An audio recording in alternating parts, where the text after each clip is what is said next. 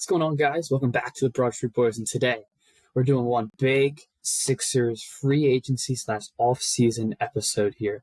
I'm going to break down everything that you missed, that you need to know, and that you should look forward to or not look forward to going into the next year.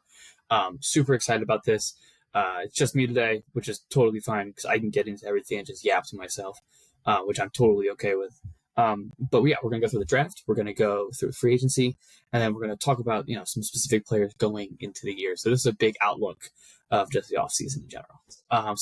So let's get started with the draft. As you know, the draft was kind of crazy for us Sixers fans.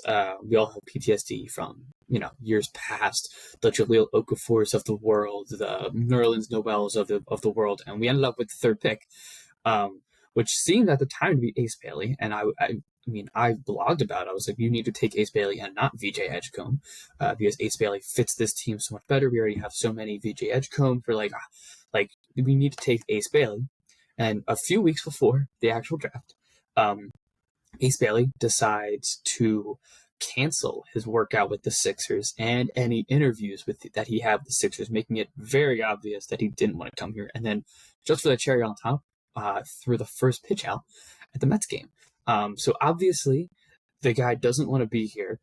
He didn't really do any workouts. I saw a report on Twitter that he did do, before the draft, he did do a private workout with the Jazz.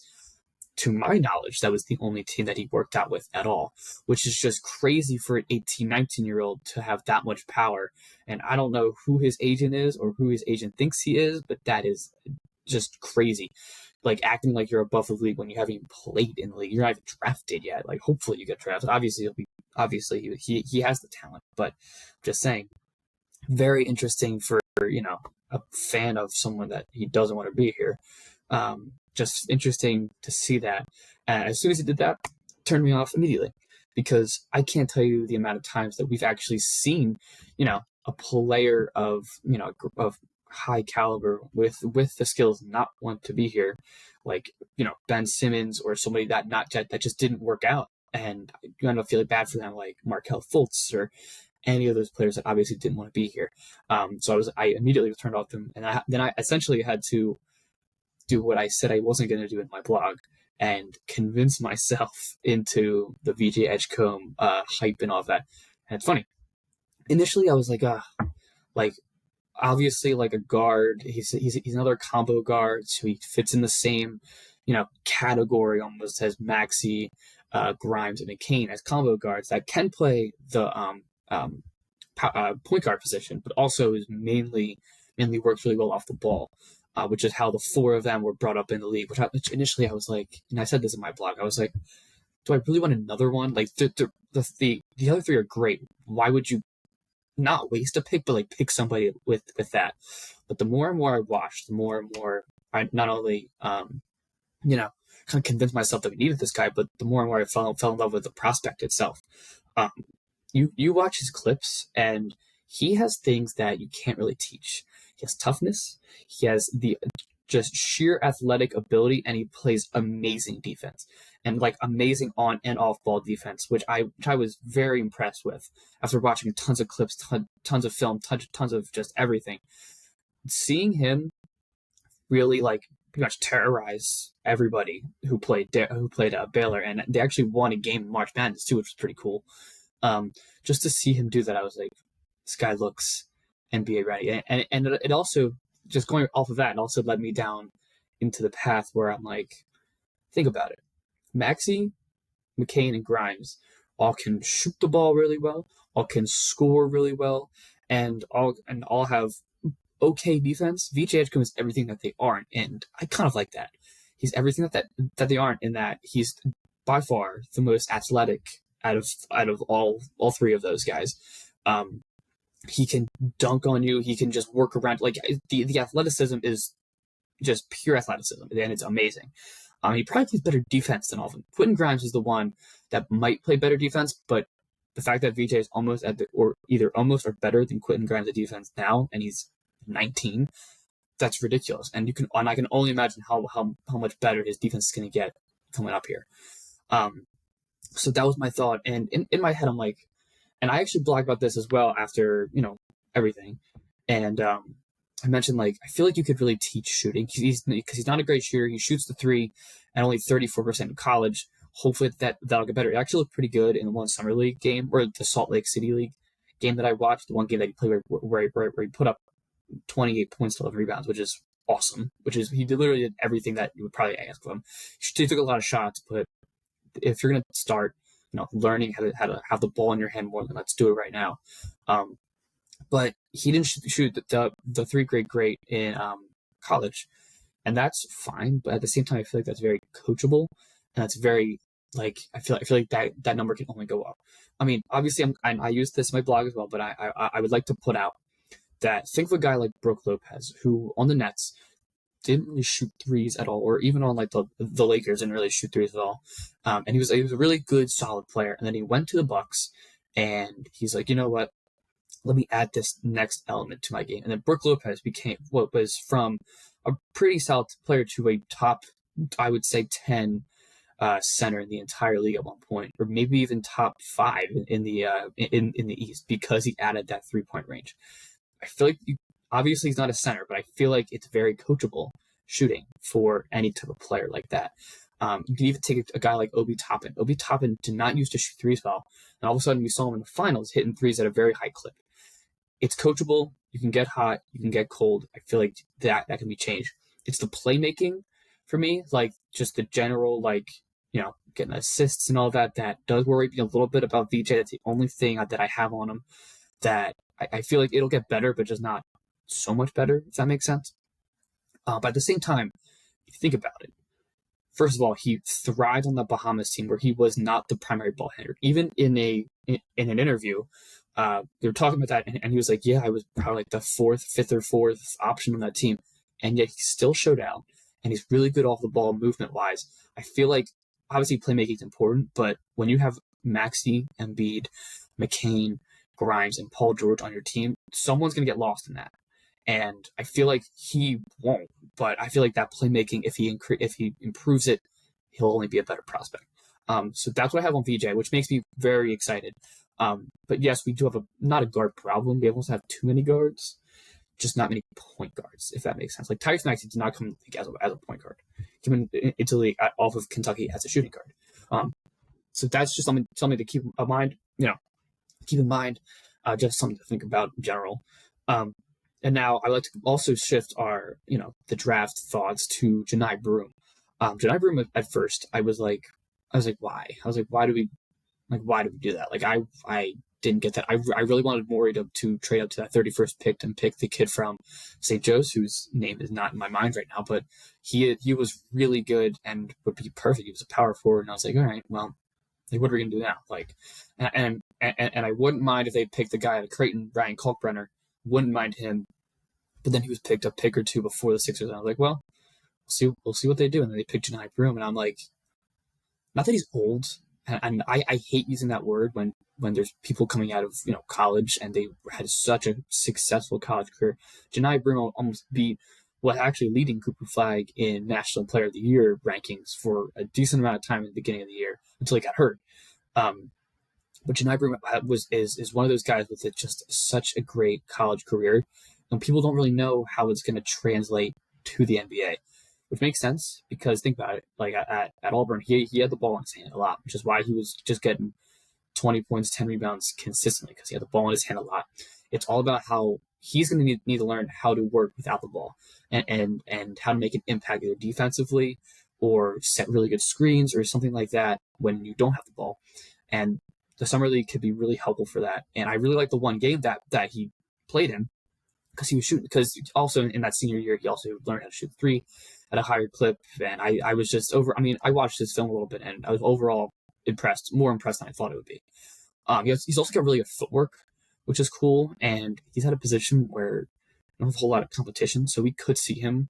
Well, I actually think we will definitely see him on the Sixers, not the G League. But yeah, that's just something to keep in mind. I do like Janai Broome though as a prospect. Like, why not take a shot instead of going after somebody who's a little more raw? I feel like you already got your raw guy with VJ Edgecombe, so that's just my opinion. But overall, I was actually kind of happy with the draft. I feel like I myself am included in this list, but I feel like we all, shit on Daryl Morey a decent amount, just because of all his free agent stuff and how he kind of lies sometimes, and I feel like he rushes people back, like all of that stuff. But I feel like he really does an amazing job scouting prospects for the draft. He's hit on a ton of draft picks. He's picked Jared McCain, others in the past. He picked Bona, and Bona will probably, hopefully be our backup center over Drummond. And even if he's not, then and Embiid gets hurt, then you could flip flop. But I really like Adem Bona. I think he's played pretty well in the Salt Lake City League as well. But yeah, that is something. So I'm starting to be able to trust Daryl Morey in his drafting. Not really his free agent stuff. I'll get into that, but his drafting ideas. Now, with that being said, I'm going to kind of go into free agency here, and I'm a little confused by the Sixers. I am confused, but at the same time, I don't know what else they could do, just because of they don't want to go over the second apron, which makes sense because Paul George and Embiid cost so much money. It's like not even funny. And then Maxey is not far behind them. So obviously they're very top heavy. So they don't have a whole lot of options. So it's honestly really hard to kind of scout through like the minimum wage type of guys, like the veteran minimum guys and all of that. You gotta kind of have to build up from the bottom, which is why you pick VJ, because VJ is good now, but he can only get better. So free agency was really tough. One thing I will say is I don't really get why he didn't really try to get Yabusele back. And the Knicks signed him on a very reasonable, I think it was 2 years, $12 million or $14 million deal. Very doable. It's very in the Sixers budget. And Yabusele has come out now on a podcast and said the Sixers didn't really even give him much of anything, which is honestly BS just in general. And it makes me feel like bad for Yabusele because he was great last year. I was really impressed with his minutes, his spacing. I thought he fit like perfectly next to Embiid and Maxey, so I can only imagine how he would look next to everybody who's actually playing. So that was just kind of annoying to me. It rubbed me the wrong way, and it was something that, and of course he went to the Knicks. Of course, like literally my second least favorite team, and probably everybody's second or first least favorite team after the Celtics. Those are irreversible, and it doesn't really matter. But yeah, it's annoying because I know he's gonna probably gonna play them in the playoffs eventually, and he's probably gonna kill us. So here we are. But we did get Trenton Watford, who's a very interesting talent. So one thing we do have going for us is, I don't really take a whole lot of stock in this, but whatever. He is really good friends with Tyrese Maxey, which is good for chemistry reasons. And that could be something that Morey was looking at when creating this team. Because that's something that we didn't really have last year at all. There was no chemistry. So it was a lot of ISO, like no one knew how to play with each other. So now getting players like Trent and Watford could really help the chemistry and everybody learn together. And I really like this Nick Nurse system just in general. I feel like there's not a whole lot of buzz around firing Nick Nurse because what do you want Nick Nurse to do? We were really good with Embiid 2 years ago, when he was healthy, and then he got hurt. And then what do you want us to do? And then he comes back, has the Bell's palsy, has the knee issue. Like, what do you want us to do with Nick Nurse? And then last year was a total scrapping last year. And I really like the Nick Nurse system, and I feel like Watford could work in the system. He actually killed the Sixers in the one game that we played the Nets in, which is pretty funny. But I don't mind it. I need another power forward, there's no hate against Watford, but it's just gonna look weird when we only have two true power forward guys, and that's Watford and that's Janai rookie. Both guys super young, or young for the league, and both guys very raw prospects as well. And yes, you could put Paul George at the 4, but it would be he's a smaller 4 in my eyes, and you could rework this in many different ways, or you could even put Kelly Oubre down there if you really wanted to. I think that's something that we're gonna have to do a lot, is play small ball, which I like, but if you can 100% do that, but you have to play how the Pacers play. If you don't play how the Pacers play and run the other team down the up and down the court, then that's not going to work. And let's be honest here, it's probably not going to work with Joel Embiid's knees. So that's my issue with that. But at the same time, I feel like play a normal system when Embiid's in there, and when Embiid comes out for usually out of Bona, hopefully, then I think you run the floor a lot more. Then you play a lot more guard heavy or small forward heavy, and then you just run. It's like a conditioning game, just like how the Pacers would play. That's how I would personally do it. But yeah, it's just gonna be a very interesting fit because, like I said, we just have a lot of combo guards, and that's a great luxury to have. Combo guards are great. We just don't have a whole lot of like playmaking point guards, if that makes sense. Something else, just in general with free agency, I'm waiting for Quentin Grimes to get re-signed. As of right now, today is July 8th. He's not re-signed, but I keep seeing things that like they're encouraged, like he's going to do it. If we get Quentin Grimes back, I feel really good about our chances in the East, especially with all the injuries. Like Tatum out. I just saw Halliburton's out for the year. The Bucks don't have Dame anymore. Like, it's not. And then the Knicks have a brand new coach. I actually really like Mike Brown. Like I really like Mike Brown.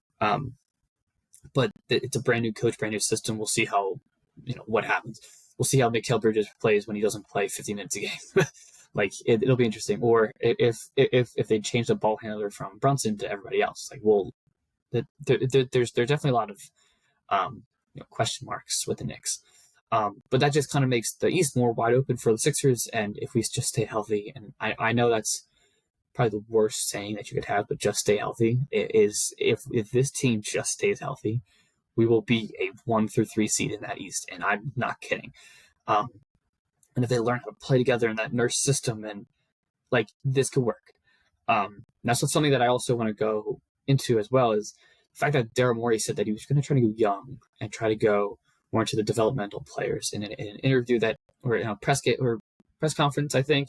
But his big influence or emphasis, was to go young. And yet I'm just a little confused because then the last three spots were Andre Drummond, Eric Gordon, and Kyle Lowry. That's not young, and two of those are mentors. I'm okay with one mentor. Like, I was cool with Lowry last year being a mentor for, like, Maxey and McCain and all of them. Like, that was cool.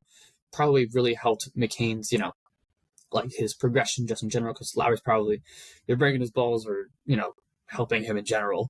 But it's just, I don't love that they're having Gordon there, probably for VJ Edgecombe to help him shoot. That's what I've seen reports on Twitter saying that. I hate that there's now two of those. And I mean, Andre Drummond's a solid player still, and I wouldn't mind him being like the second or third interchanging center off the bench. He's still solid. He's just a little slow. And like I said before, if we're going to try to run the floor a lot, which this team's ready to run the floor, everybody, all the guards, not small forwards, because small forwards are old, other than Kelly. But like they're ready to run the floor and get up and down the court really fast. And then you got the two centers and Embiid and Drummond who just aren't made for that. So it'll be very interesting to see just in general how that will all just play out. Like, will it play out in the Sixers' favor? Will it not play out in the Sixers' favor? Nick Nurse has a lot of things to kind of figure out. But that's his job, not my job.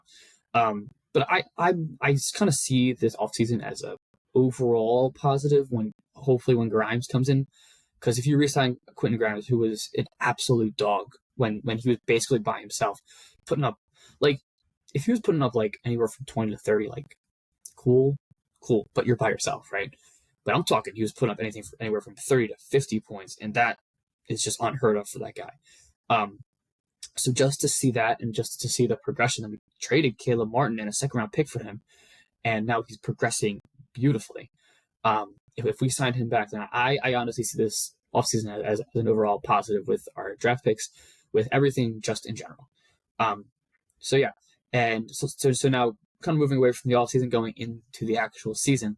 I think this is going to be. I might have said this last year at this time, but I kind of don't count last year because I feel like everybody was rushed back.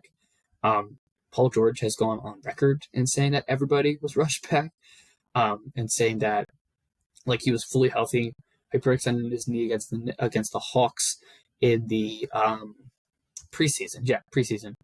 And then he rushed himself back, and then he hurt his other knee, rushed himself back from that, and then the big one, and now he was out for the year. I think Embiid did something very similar. Obviously he did. He did not look healthy. Even from day one, he didn't look healthy.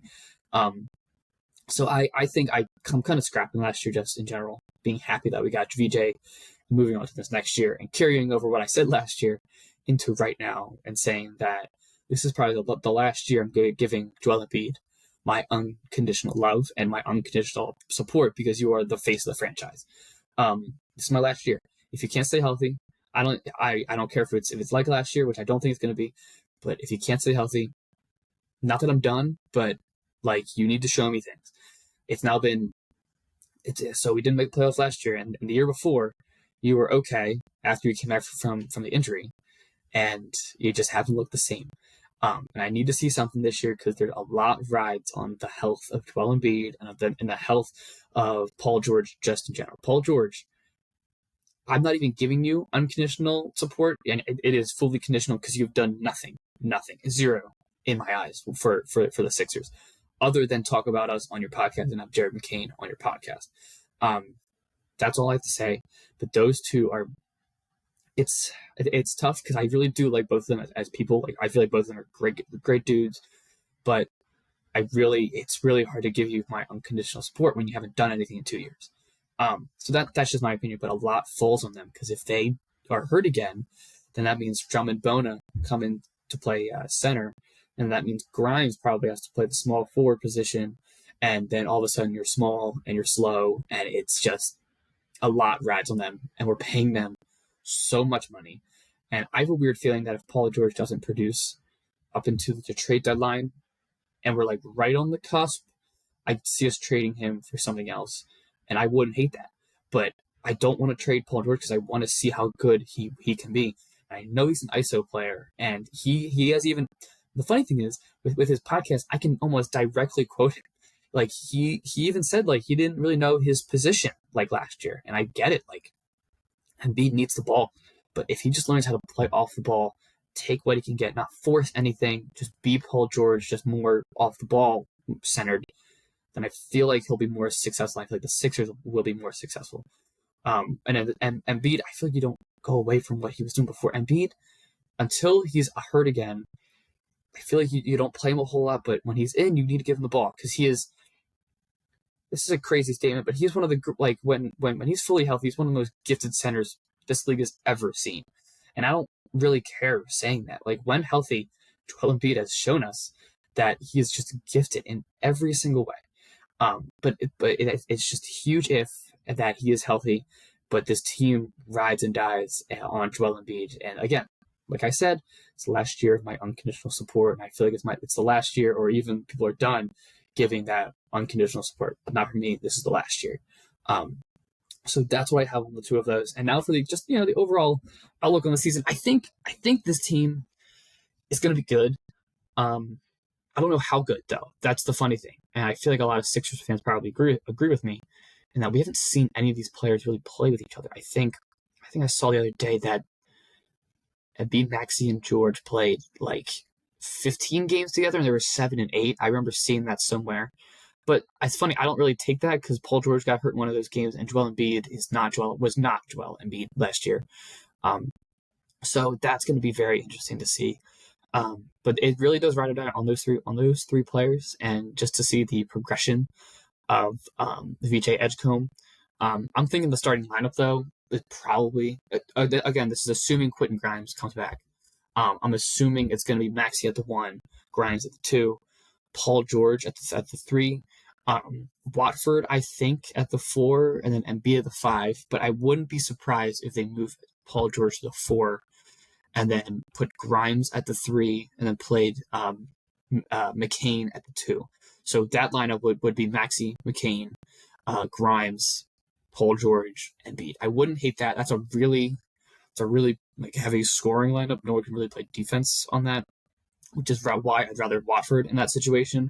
Or when Watford comes off, you put in VJ to kind of come back with some defense, and maybe you put in Janai Broom in there as well. I also wouldn't hate to try a double center lineup with this team because they're capable.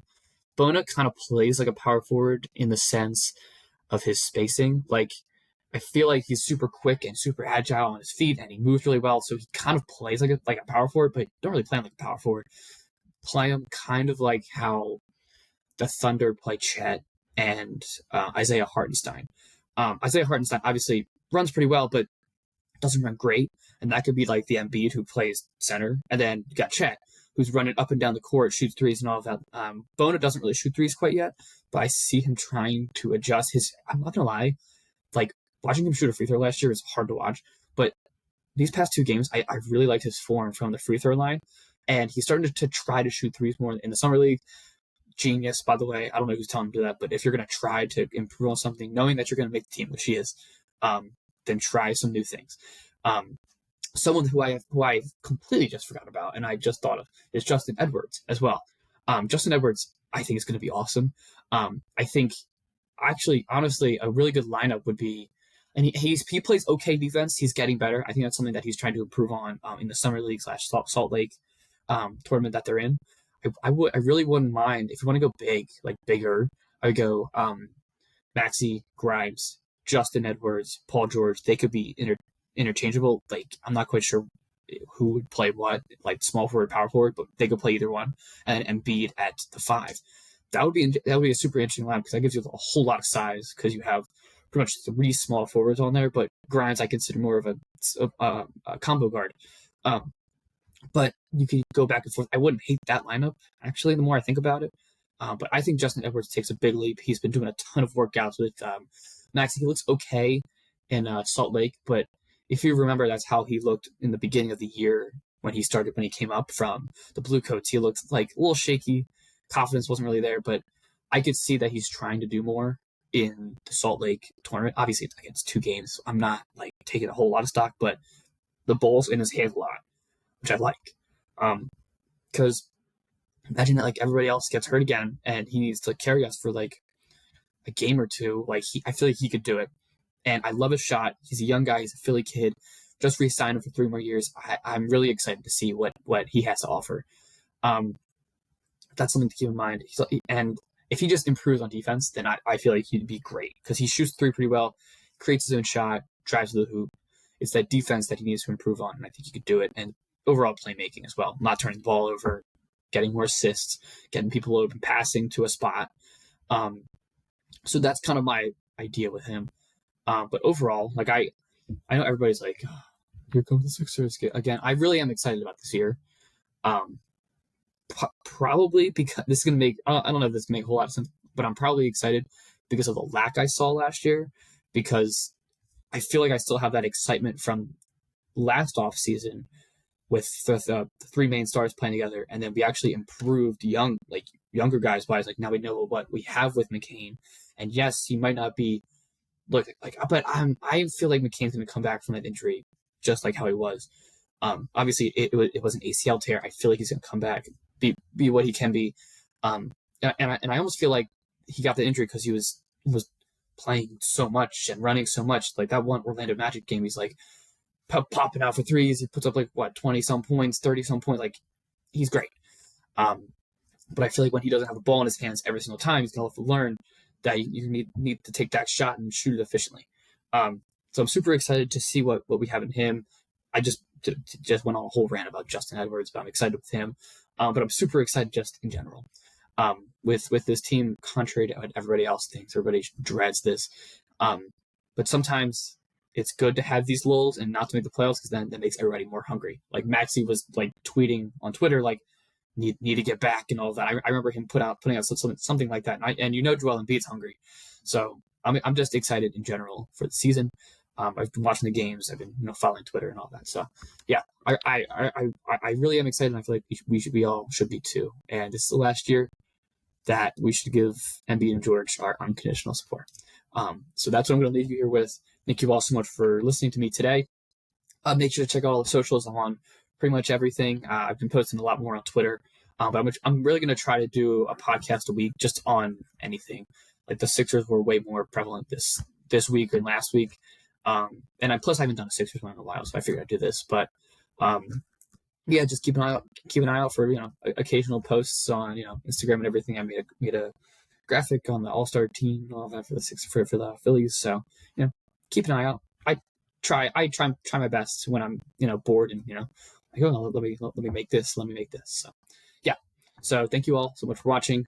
Check me out on all the social medias and have a great rest of your day. Go Sixers. Hopefully next weekend I can get Caleb on. If I can't, all good. I'll just do some on the Phillies or Eagles training camps coming up. So yeah. All right. I'll catch you on the next one. Great rest of your day. Go Birds. Go Sixers. Go Phils. All right. I'll see you.